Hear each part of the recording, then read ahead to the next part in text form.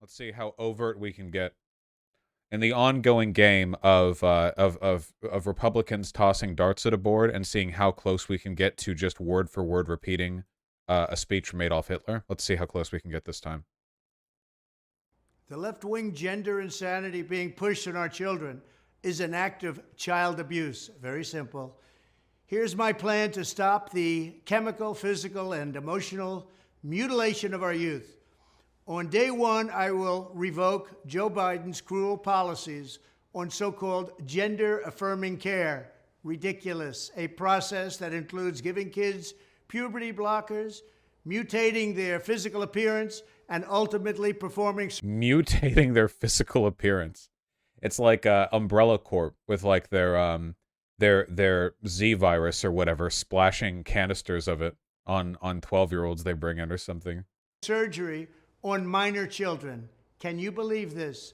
I will sign a new executive order instructing every federal agency to cease all programs that promote the concept of sex and gender transition at any age.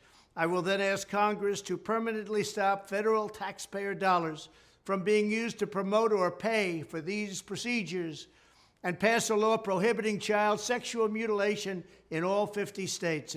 Yeah, remember how we kept saying that like anything they say about children is just like the foot in the door? Like the people back in the 1980s who were on the side of Reagan not talking about the AIDS epidemic because they secretly thought that AIDS was God's punishment for gay people and wanted them all to be wiped out. They weren't talking about children being vulnerable to gay grooming because they cared specifically about children. They don't give a shit about children. They care about the elimination of gay people. And likewise, the fear-mongering about children is just getting your foot in the door for the actual point here, which is the, well, complete eradication of trans people. The ban on talking about this at any age, you know, there's no, what we're talking about here is an imposition, kind of political censorship that literally does not exist in this country outside of Republicans. Like, the only other thing that I can think of that touches this close is the Republicans making it impossible for the CDC to study gun violence, because of course. But outside of that, like, this is like new censorship. We're not like stretching over like a pre-existing idea here. This is an entirely new imposition of power from the would-be regime. It'll go very quickly. I will declare that any hospital or healthcare provider that participates in the chemical or physical mutilation of minor youth will no longer meet federal health and safety standards for Medicaid and Medicare and will be terminated from the program immediately. Furthermore, I will support the creation of a private right of... So this is one of the reasons why it's not enough to just have blue states either. Like what we're talking about right now is like the eradication of any trans health. Interestingly enough, this is probably the largest systemic effort to eradicate information and medical access to trans issues, probably since the Nazis, right? One of the first things the Nazis did as they took power was they attacked the so-called Jewish-controlled sexual and gender research centers, who at the time had a renowned, wealth of knowledge on trans people, and they just burned that. Nowadays, of course, we have the internet, so you can't get rid of information forever, at least not reliably, but the underlying motivation here is absolutely identical. There is no distinction at all between why the Nazis did what they did now and what Trump is advocating he do now. There's no, like, oh, well, it's slightly different this time, or, oh, this is like a lesser version of that, or, oh, there's a different motivation. It's identical in every single way. So, you know, remembering, as I often do, all the people who said that, the claims of genocide were an overreach. Action for victims to sue doctors who have unforgivably performed these procedures on minor children. The Department of Justice will investigate Big Pharma and the big hospital networks to determine whether they have deliberately covered up horrific long-term side effects of sex transitions in order to get rich at the expense. How would you cover up the effects of sex and gender transition? How would you do that? The people have been going through hormone therapy for decades. How would that people have been taking estrogen or testosterone for one reason or another for a very long time, like longer than I've been alive by far. What are we hiding here? What are we? How are they doing that exactly? You think they just have pharma like black ops teams that'll black bag trans people if they ever complain? You know, if that's the case, then why are trans people complaining nonstop all the time without being black bagged? Curious. Go on Twitter. It's all they do, and they make catgirl jokes. That's it. That's all they have. Clearly, pharma's not shutting them down for this. So, yeah. I don't know what the claim is here.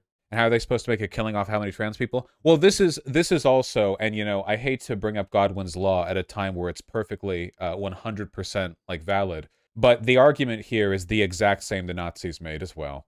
Obviously, back in the 1930s, we didn't have the same like pharmaceutical industry that we do today, but the idea was that corporations, through Jewish control, were spreading degeneracy and we're using their like avenues of research to promote anti-Aryan and anti-German ideals. And this is fundamentally the same idea. It's, you know, these ultra-wealthy corporations are, through the profit motive, seeding our society with degeneracy, promoting these behaviors. The argument is functionally the same. Again, I've said this, you know, they'll make every argument the Nazis did. They just can't say Jews. They do sometimes say degenerate, though, you know.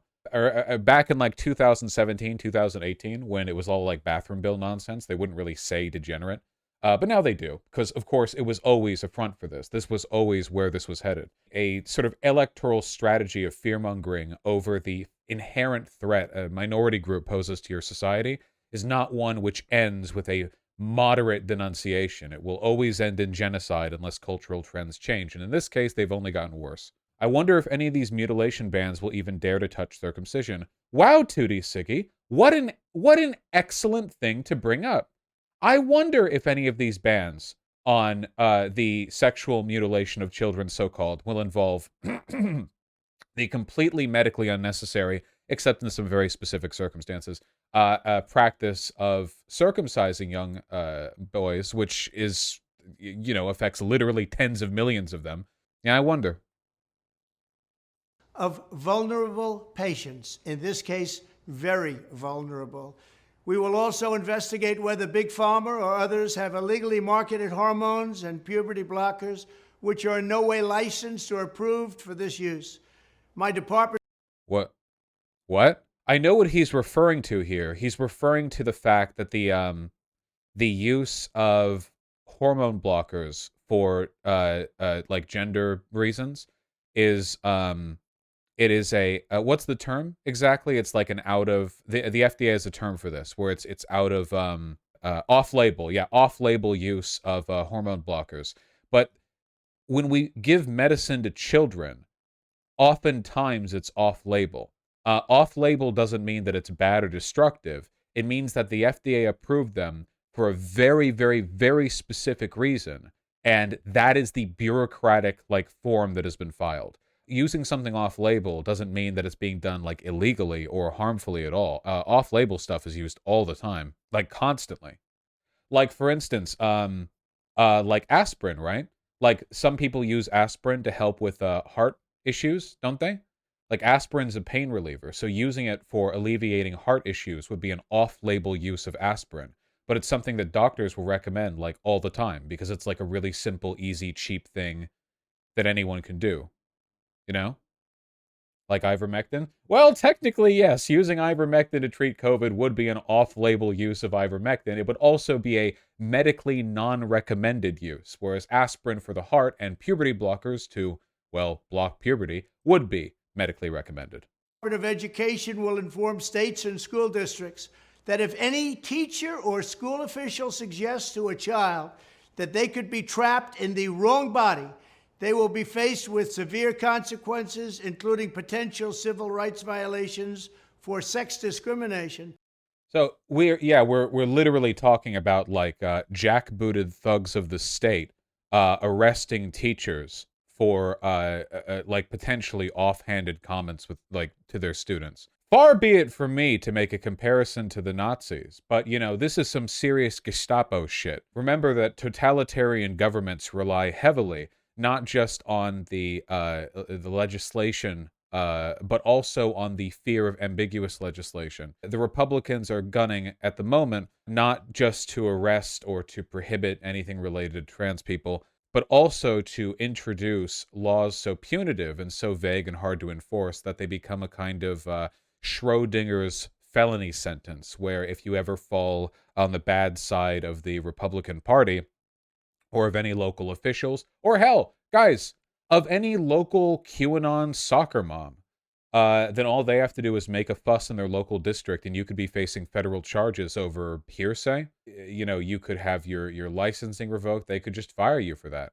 This is a proposed level of censorship that exceeds the McCarthy era, because while the McCarthy era might have involved a lot of teachers losing their licenses and getting fired and so on, it also didn't really involve the complete a demographic eradication of a group of people. So I'd say in this respect, we're actually managing to exceed that, you know? Pretty impressive stuff. Why do they hate trans people? Because they hate degeneracy, Orange Justice, and they think trans people are degenerate. Just, if you ever want to wonder, why do the Republicans hate a group of people? Just go back and read what the Nazis felt, and you will overwhelmingly get a predictable answer right through here, because that's how they be.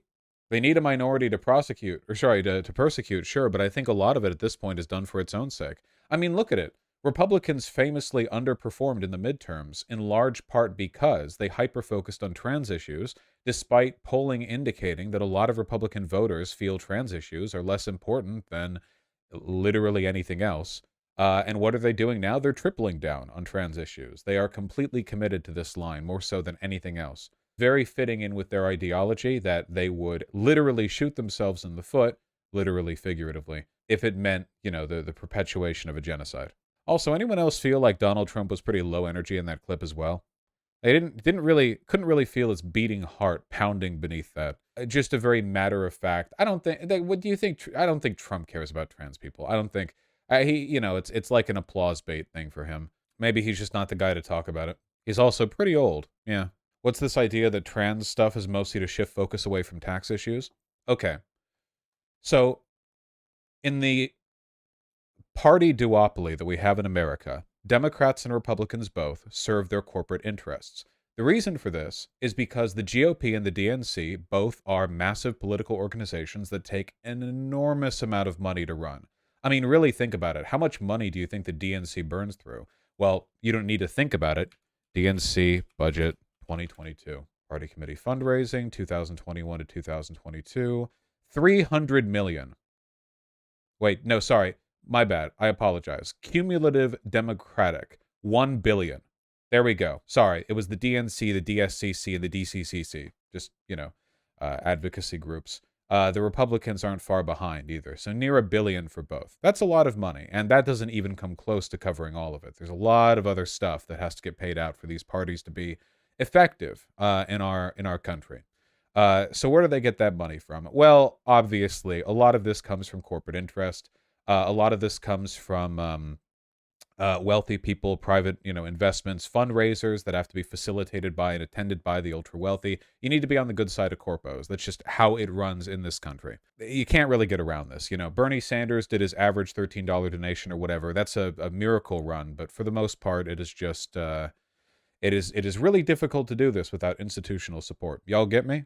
Both parties, since they need to get along with corporations, need to propose legislation that corporations will at least tolerate. You know, Republicans tend to be a little bit more nakedly anti-regulation, like you know, like tax. But both parties have to come to terms with reasonable deals for corporations. But the thing is, it's really difficult to run on that. Like, can you imagine a president running when they're like, yeah, my goal is to lower corporate taxes and lower capital gains taxes, and also I want less regulation of the market. It doesn't sell that well. So instead, the Republicans and Democrats both try to get you on board with voting for them based on something else. For Democrats, it tends to be liberal progressive reform, and for Republicans, it's the opposite. It's reactionary reform. And I think that what we're seeing right now is a kind of mutation, or like a metastasization of the Republicans' strategy of biting people, bringing them in with promises of reactionary culture war, virtue signaling, and then passing their pro-corporate legislation. I think now Republicans are operating for the reactionary politics, which is kind of scary. Do you think electoral reform will ever happen in America? Well, on a long enough time scale, I'm sure it's possible.